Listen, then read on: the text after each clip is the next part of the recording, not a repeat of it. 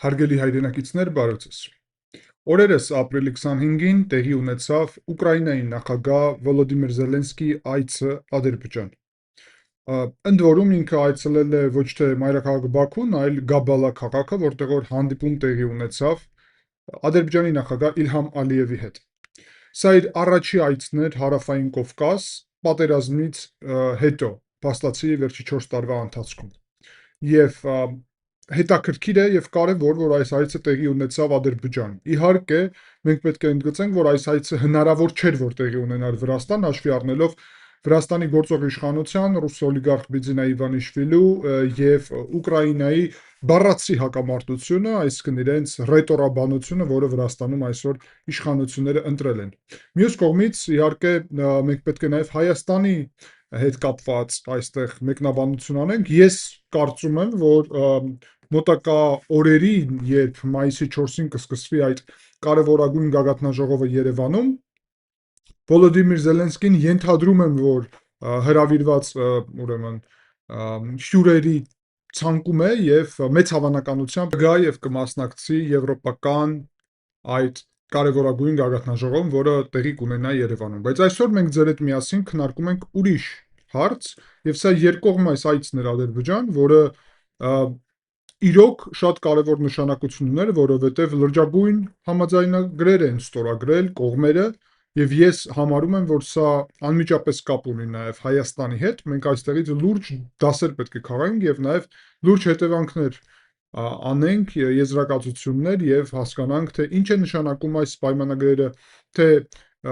ինչու է պատճառը, որ Ադրբեջանը ձգտում է այսպիսի պայմանագրերի եւ համագործակցության Ուկրաինայի հետ եւ ինչ կարող ենք անել մենք, որ լրացնենք այդ բացը եւ ճիշտ քայլեր անենք այստեղից։ Համարում եմ, որ սա շատ կարեւոր է, թեման առանձնահատուկ նշանակություն ունի, ուստի հիմա այդ ամենը մանրամասն կուսումնասիրենք։ Առաջի հերթին հարգելի հայրենակիցներ, հորդորում եմ ձեզ, որ անպայման լայքեք այս մեր վերլուծությունը, գրեք ձեր կարծիքը մեկնաբանություններում, միշտ կարդում եւ արձագանքում եմ, բաժանորդագրվեք, նաեւ դառեք ալիքի անդամ։ Առանձնահատուկ նշանակություն ունի, եթե դուք ուզում եք աջակցել ալիքին եւ իմ գործունեությանը, ալիքին անդամակցելու հնարավորությունը, որը այստեղ նշված է։ Այն եւ առաջին մեկնաբանությունում նաեւ կլինի նշված այն մարդիկ կարող են անդամակցելով արևմուտքում են գտնվում YouTube-ում, իսկ նույն տրամաբանությամբ կարող եք անդամակցել ուրեմն Patreon-ի միջոցով եւ դա տալիս է հնարավորություն, որ նաեւ հարգելիներ հավելյալ վերլուծություններ ստանաք, ինչպես նաեւ մեր փակ չաթում անդամակցություն եւ ուրիշ նաեւ հնարավորություններ, ավելի վաղ վերլուծություններ եւ այլն։ Շատ եմ կարեւորում եւ գնահատում բոլոր նրանց, ով դա արդեն արել են։ Շնորհակալ եմ եւ անցանք առաջ։ Պետք է ասել, որ 6 փաստաթուղթ են ստորագրել համաձայնագրերի ձևաչափով եւ այստեղ մենք տեսնում ենք իրոք արդեն նշանակությունը, որովհետեւ տարբեր ոլորտների են։ Առաջի հերթին պետք է ասել, որ փաստաթղթերը վերաբերվում են անվտանգության եւ ռազմաարդյունաբերության ոլորտին։ Գլխավոր ուղղությունը, որը այստեղ դրվել է, համատեղ զենքի արտադրությունն է Ադրբեջանի հետ միասին։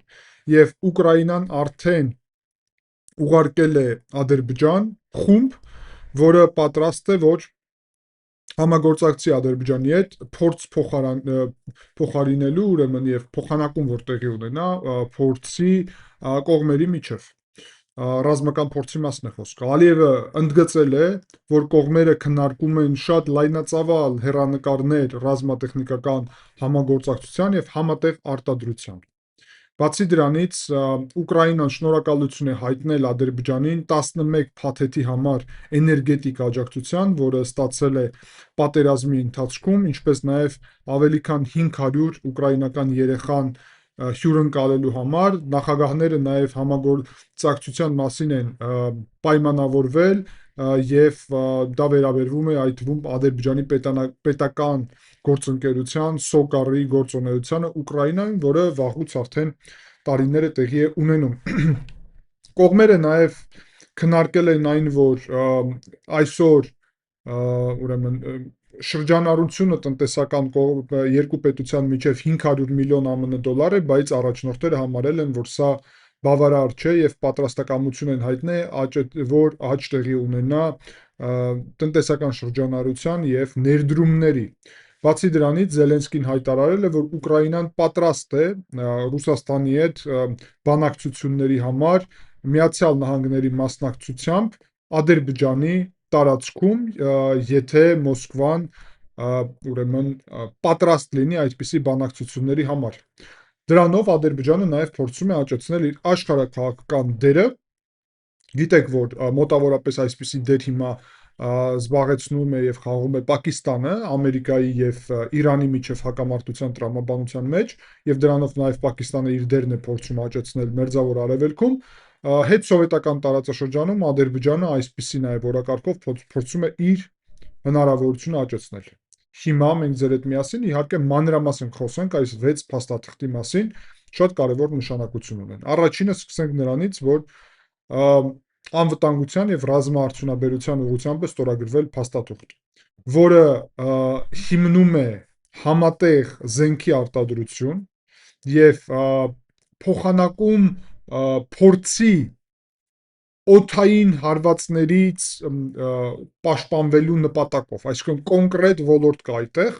դա ներառում է նաև ուկրաինական մասնագետների մասնակցությունը ադրբեջանական հակաօդային պաշտպանության համակարգում, քննարկվել են նաև ուրիշ ոլորտներ ռազմաարդյունաբերական համագործակցության։ Այսինքն այնինչ մենք հստակ կարող ենք ասել, արգելի այրնակիցներ, եւ ինչը շատ հետաքրքիր եւ կարեւոր է, որ Ուկրաինայի փորձը, որը Ուկրաինան ունի հակաօդային պաշտպանության համակարգում, իսկ Ուկրաինան ձևավորել է շատ կարևոր եւ լուրջ փորձ, որը վերջերս Ուկրաինան գիտեք, որ նաեւ այդ փորձը կիսում էր Միացյալ Արաբական Էմիրությունների հետ եւ մի քանի արաբական պետության իրանական հարվածների զուգահեռ եւ շատ էր պետք եկել այդ պետություններին ուկրաինական փորձը, ընդ որում դա նաեւ ներառում է ոչ միայն արկա ուրեմն հակաօդային պաշտպանության համակարգերի էֆեկտիվության ավելացումը եւ կիրառումը, այլ նաեւ ձևավորել նոր մեխանիզմներ հակաօդային պաշտպանության, որովհետեւ մենք ձեր հետ տեսանք, որ իրանական $30,000 շահիդների դեմ կես միլիոնանոց կամ 1 միլիոնանոց հակաօդային պաշտպանության համակարգ օգտագործելը խոսքին պատրիոտները լրիվ էֆեկտիվ չէ, պատրիոտների այդ հրթիռները ոչ միայն թանկ են, այլ նաև քանակով սահմանափակ են, ուստի մենք օրերս ունենք տեղեկատվություն, դա էլ ձեզ ասեմ, առանձին որևէ վերլուծություն դրա մասին չեմ արել, բայց կարևոր է ամեն դեպքում, որ Իսրայելը թաքուն ուրեմն երկաթե գմբեթ հակաօդային պաշտպանություն է մատակարարել Միացյալ Արաբական Էմիրություններին եւ դրանով փորձել օգնել Էմիրություններին ապահովել իր անվտանգությունը, որովհետեւ այդ երկաթե գմբեթի հրթիռները շատ ավելի էժան են, քան Patriot-ի եւ իրականում Patriot-ը ավելի նախատեսված է հրթիռների համար, իսկ երկաթե գմբեթը այդ թվում շատ փոքր հրթիռների կամ նույնիսկ ԱԹՍ-ների համար։ Ուստի մենք գիտենք, որ Էմիրությունները նաև քննարկում էին ուկրաինական մոդելը, որը ներառում է մի կողմից զենիտային համակարգներ ձևավորելու, հատուկ զենիտային, այսպես ասեմ, որը այդ շահիդների դեմ կլինի ուղված, բայց միևնույն ժամանակ ԱԹՍ-ներ, որոնք պայքարում են ԱԹՍ-ների դեմ եւ բավականին էժան է ստացվում եւ բավականին էֆեկտիվ։ Այդ տեխնոլոգիաների մասին քննարկումներ հիմա կան եւ կլինեն նաեւ ուրեմն Մերձավոր Արևելքում։ Հիմա հարգելի այրնակիցներ, ինչն է կարևոր այստեղ, որ մենք քննարկենք, որ Ուկրաինան նպատակը ինչում է, որ Ուկրաինան պատրաստվում է կիսվել այս փորձով։ Այստեղ իհարկե Ամերիկայի Միացյալ Նահանգների դերն է մեծ։ Մենք, ես բազում անգամ դա ձեզ ասել եմ, որ Միացյալ Նահանգները ապահովելով Հայաստանի եւ Ադրբեջանի միջև խաղաղությունը շատ կարևոր քայլ արեցին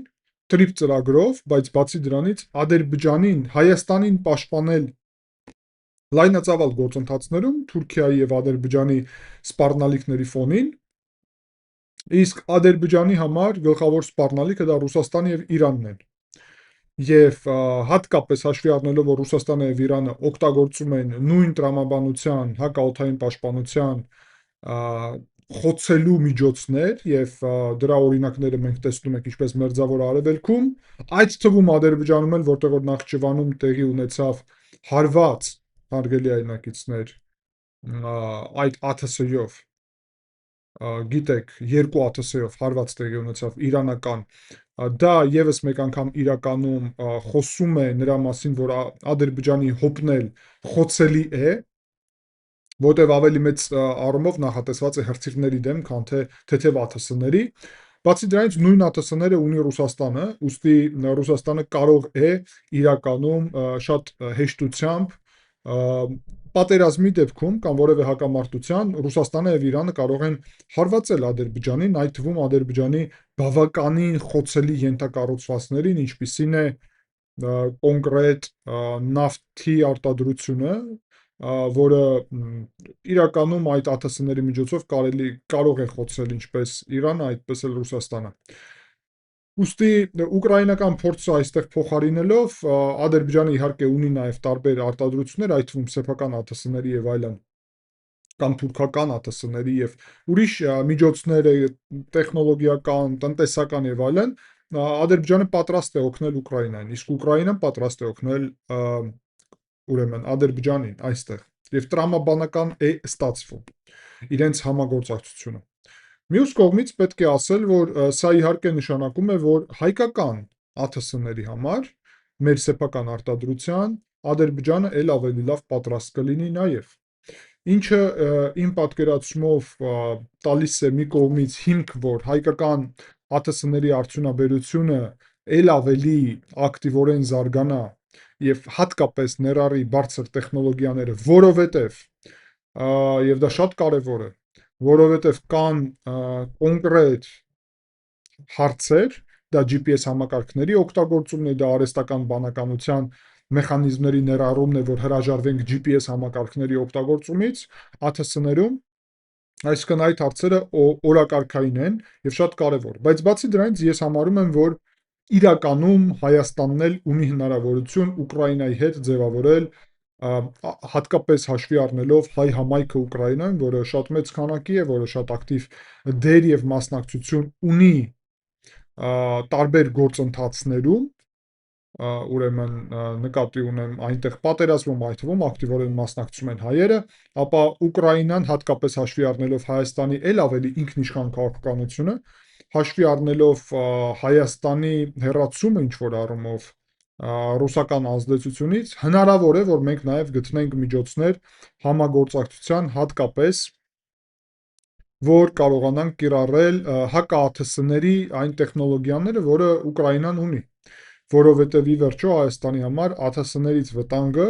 բավականին կարևոր են։ Այդ թվում, ասեմ այսպես, իհարկե թուրքական եւ ադրբեջանական ԱԹՍ-ների մասին է խոսքը, ինչ իհարկե պարզ է դա, բայց ոչ միայն, որովհետև ակնհայտորեն նաև խոսք կարող է գնալ իրանական ԱԹՍ-ների մասին։ Ի վերջո TRIP ծրագիրը նաև ներառում է այն, որ TRIP ծրագիրը պետք է անվտանգ լինի եւ Իրանում հաշվի առնելով, որ մենք չգիտենք ինչպիսի իրավիճակը լինի ապագայում, ես շատ եմ կարևորում, հարգելի այնակիցներ, որ Հայաստանը նաև պատրաստ լինի այդպիսի ուրեմն անվտանգության համար ունենա այդ գործիքակազմը։ Էներգետիկ ոլորտում SOCAR-ի հետ համատեղ ծրագրերի մասին են պայմանավորվել եւ էներգետիկ ենթակառուցվածքներում Ուկրաինայում SOCAR-ի մասնակցության առումով։ Սա ակնհայտ է, որ Հայաստանի համար շատ ավելի սահմանափակ է այս հնարավորությունները, որովհետեւ չունի Հայաստանը այս ոլորտը, նավթի գազի արտադրությունը, բայց ես կասեմ, որ մենք կարող ենք մեկ կոնկրետ այստեղ օրակարգ ունենալ, հարգելիներ, ես անձամբ այդպես կգործեի։ Հայաստանում պետք է ձևավորել խոշոր կամ փորձել առնվազն ձևավորել խոշոր արևային արտադրող, այսինքն մեծ հսկայական այդպիսի ընկերություն, որը կլինի արևային էներգետիկայում ոլորտում բավականին խոշոր խաղացող, որը կկարողանա աշխարհում հատկապես խոսքին Ուկրաինայում այս դեպքում նաև աջակցի Ուկրաինային արևային տեխնոլոգիաները զարգացնելու մեջ, դրա փոխարեն նաև կարելի է ստանալ, ինչպես Ադրբեջանը անում, նավթի փոխարեն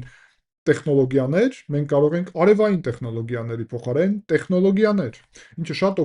օգտակար կլիներ։ Հումանիտար համագործակցությունը իհարկե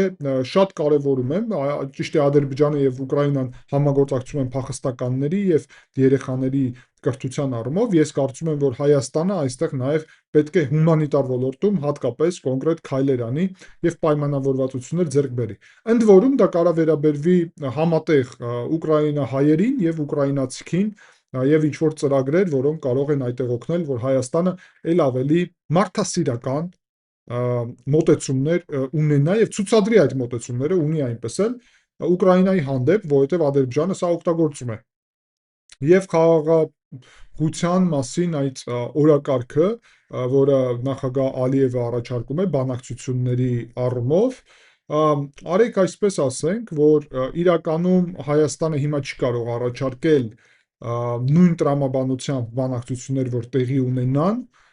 Հայաստանի տարածքում, բայց ես առաջարկում եմ, որ մենք նաև մարդասիրական օրակարգ այդտեղ ունենանք, այսինքն գուցե խոսքին գերիների ազատման, փոխարինման իրար միջև եւ փոխանցման, այսինքն միմյանց կամ գուցե ինչ-որ ուրիշ հումանիտար երեխաների հետ կապված հարցերում եւ այլն, Հայաստանը կարողանա միջնորդի դեր խաղալ Ռուսաստանի եւ Ուկրաինայի միջև, հաշվի առնելով, որ հիմա Հայաստանը ել ավելի բալանսավորված քաղաքականություն ունի։ Իհարկե հասկանում ենք, որ Ադրբեջանը այս քայլով իհարկե նաև լուրջ քայլ է անում եւ եւս մեկ անգամ ցույց է տալիս, որ ինչքան ինքը սուվերեն է Ռուսաստանից, Ռուսաստանը չի կարող դժգոհ չլինել այդ քայլից, բայց կա հաջորդ հարցը, որ դժգոհ լինելը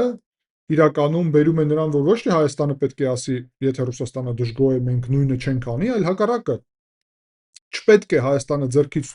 բաց թողնի այն հնարավորությունը, որ եթե կոնկրետ Ադրբեջանը այսքան սերտ համագործակցում է Ուկրաինայի հետ եւ միևնույն ժամանակ ունի ռազմավարական փաստաթուղթ Ադրբեջանի հետ, Հայաստանը չի կարող իրեն թույլ տալ նաեւ չհամագործակցել Ուկրաինայի հետ, ուստի դա շատ կարեւոր է։ Պետք է ասել, որ կոնֆերանսում, որտեղ որ հանդիպումը տեղի է ունեցել, որևէ հակահայկական հայտարարություն չի եղել, չի հնչել, բայց իհարկե ադրբեջանական զինված ուժերի հզորացումը ուկրաինական տեխնոլոգիաների շնորհիվ ել ավելի կզորացնի մեր ամենամեծ հավանականություն ունեցող պոտենցիալ հակառակորդի, ուրեմն կամ պոտենցիալ սպառնալիքի Ադրբեջանի զինված ուժերի հնարավորությունները, ուստի սա շատ կարևոր է։ Ես կարծում եմ, որ նաև Հայաստանի համար շատ կարևոր է նախատեսել ուկրաինական տեխնոլոգիաների առկայությունը Ադրբեջանում իր սեփական ռազմական այսպիսի տեսլականում, որը պետք է առաջերտին լինի ուղղված Ադրբեջանի զինված ուժերի կողմից պոտենցիալ վտանգները զսպելու ուղղությամբ։ Երկրորդը իհարկե դա վերաբերվում է նոր դիվանագիտական հարթակներին, Հայաստանը պետք է նաև կարողանա ինչ-որ հարցերում պատրաստ լինել նաև որ համագործակցի, ինչպես ասացի, եւ ես կոնկրետ առաջարկ ներկայացրեցի, հաշվի առնելով, որ հիմա Միացյալ Նահանգների շնորհիվ է կարելի նաև այս համագործակցությունը աճեցնել եւ չմոռանանք հարգելի այրնակիցներ, որ Ուկրաինան գյուղատնտեսական ոլորտում աշխարհի ամենախոշոր պետություններից մեկն է եւ դա տալիս է Ուկրաինային հնարավորություն, ավելի ճիշտ մեզ հնարավորություն Ուկրաինայի հետ համագործակցությամբ կարողանանք բալանսավորել Ռուսաստանից եւ Ղազախստանից, իսկ Ղազախստանը թուրքական պետություն է, Ռուսաստանը դե ռուսական, իսկ Ուկրաինան ռուս-թուրքականից դուրս է եւ Ուկրաինայի շնորհիվ նաեւ կարող է այդպիսի համագործակցություն ձևավորել։ Հայաստանը կարող է կազմակերպել ուկրաինական երեխաների նաեւ հյուրընկալում պետությունում, նաեւ Հայաստանը կարող է օգնել Ուկրաինային, ուրեմն առողջապահության ոլորտում, բացի դրանից IT ոլորտում նաև ոչ ռազմական, բայց առնվազն IT ոլորտում, այդ թվում գյուղատնտեսական IT ոլորտում, հաշվի առնելով, որ նաև Ադրբեջանն էլ է ուզում այդ ոլորտում համագործակցել Ուկրաինայի հետ։ Էներգետիկան շատ հետաքրքիր իհարկե ոլորտ է եւ ես նշեցի, որ այդտեղ մենք կարող ենք համագործակցել, ինչպես նաև հայ համայնքների միջև կապերը ել ավելի ակտիվացնել, դա կբերի նրան, որ ել ավելի օգտակար կլինի այդ կապերը, հայ համայնքը այն կապն է, այն միջոցն է, որը կամուրջ է Հայաստանի եւ Ուկրաինայի միջև եւ Հայաստանը ամեն ինչ պետք է անի ձգտի նրան, որ Ուկրաինայի հնարավորությունները, որոնք իդեմս աճում են, պետք է դա շատ ուղիղ եւ անկեղծ ասել, այդ կապերը եւ ազդեցությունը չլինի օգտագործված հայկական շահերի դեմ, այսինքն դրա բալանսավորելու միջոցը այն է, որ Հայաստանը ել ավելի խորացնի իր համագործակցությունը Ուկրաինայի հետ։ Ես հուսով եմ, որ Վոլոդիմիր Զելենսկին մայիսին 4-ին այդ գագաթնաժողովը, որը տեղի կունենա, այցով անպայման կգա Հայաստան, եւ ես հուսով եմ, որ այդ այցը նաեւ կտա հնարավորություն ավելի նաեւ առանձին հանդիպումների ժամանակ քննարկել օրակարգային կարևորագույն նշանակություն ունեցող հարցերը եւ ես շատ եմ կարևորում։ Արգելի այնակիցներ, կարծում եմ թեման շատ կարևոր էր, ուստի հաշվի առնելով, որ այդ կարևորությունը մեծ է, նշանակություն ունի մեծ, որ շատ մեր հայրենակիցներ դիտեն եւ տեղյակ լինեն այս հարցերի շուրջ, հորդորում եմ ձեզ անպայման լայքեք, բաժանորդագրվեք, կիսվեք այս վերլուծությունով, գրեք ձեր մեկնաբանությունները եւ նաեւ անդամակցեք ալիքին, միանալով ալիքին։ Շնորհակալ եմ հարգելի այնակիցներ, կհանդիպենք, ցտեսություն։